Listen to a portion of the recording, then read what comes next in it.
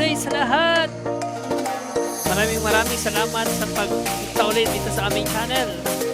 Ngayon, nandito kami sa Lake Apo. Ayan. Ito ang aming first stop on the way pauwi ng Cagayan de Oro. May mga dadaanan pa rin kaming pasyalan. So, stay tuned guys. And anyway, dito sa Lake Apo, ito ang first time ko rin pagpunta dito mula nung dumating ako ng Mindanao from, of course, Luzon. At ito rin ang first time na adventure namin ni Kizel. Kaya, ayun, sasamantalahin na namin since na nandito na rin naman kami sa lugar, saka sa area, dito sa Bukidnon. Ayan. So, sige lang, go!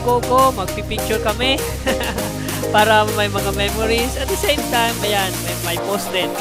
Katulad dito. Woo!